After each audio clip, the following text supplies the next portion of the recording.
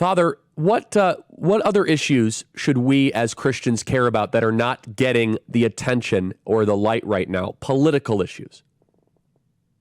You know, one of the things that the Trump administration did for us who are believers is enabled us to realize we can speak our mind. It's something that the president reaffirmed just yesterday.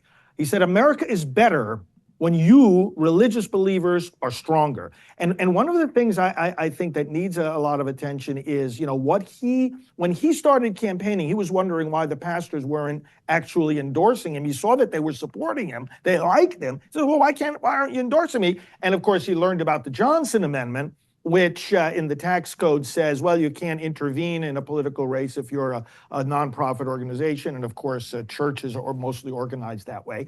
And so the churches, and it has a chilling effect on what the pastors can say about voting. And he has brought that up ever since. He took executive action not to let churches be discriminated against through that rubric. And then he has said again just yesterday, he said, we're going to get rid of that Johnson Amendment entirely. We need the Congress to just excise it out of the tax code. This is significant because I'm sure a lot of our listeners right now, who, like you said, are working like crazy to get out the vote, are frustrated when their churches aren't speaking up enough about it. And it's like, here's one of the reasons. And he's actually making it a campaign issue that we will increase the freedom of that pulpit. We will increase the sound of the voices of the clergy, and by extension, all of us as believers.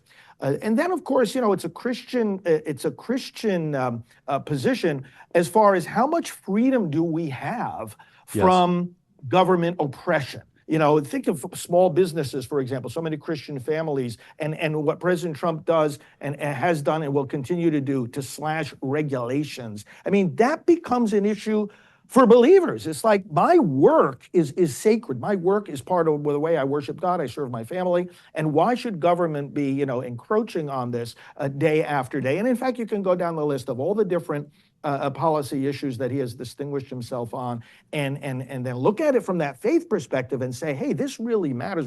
And I don't hear these things. I mean, obviously in the churches where they do speak up, we're hearing about, you know, religious freedom, we're hearing about life, marriage, family, okay. But all these other, you know, government intrusion issues, regulation issues, these are all just as connected with faith too. And I think the pastors need a little bit more education in this, and all of us need to, as we talk to our fellow citizens, say, hey, those are issues that faith has something to say about as well.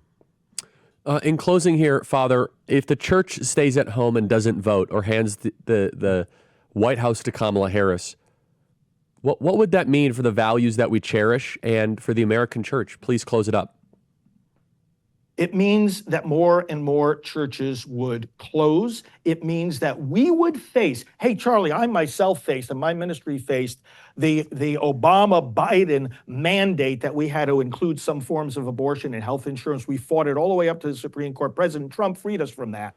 And we would face more and more that dilemma. Do I follow the law or do I follow my faith? No citizen should be put in that situation. But the other side does not believe in freedom. They're going to impose on us the duty to cooperate in their abortion, transgender, and government power agenda. And that's what's going to happen. We're going to be paralyzed into, what do I do now? Do I obey Jesus or and go to jail?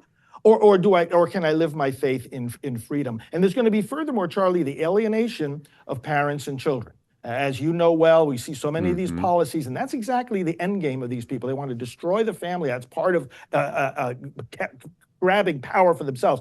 Destroy that relationship between parents and children. And parents are going to be put in impossible situations where all of a sudden the school or other government-backed authorities are taking away their children from them in more ways than one, and they're going to say, how in the world did this happen? And when we ask, how in the world did this happen? It's going to trace back to, oh, I didn't realize what my vote could have prevented in 2024. Look, I say this as a evangelical, on-fire, spirit-believing Christian who loves Catholics. The Catholics are putting us to shame as evangelicals right now. And I say this, I mean, go Catholics, go. Catholics have stepped up. They have sucked it up of all the, you know, let's just say issues they have with Trump, and they're organizing and they are vocal.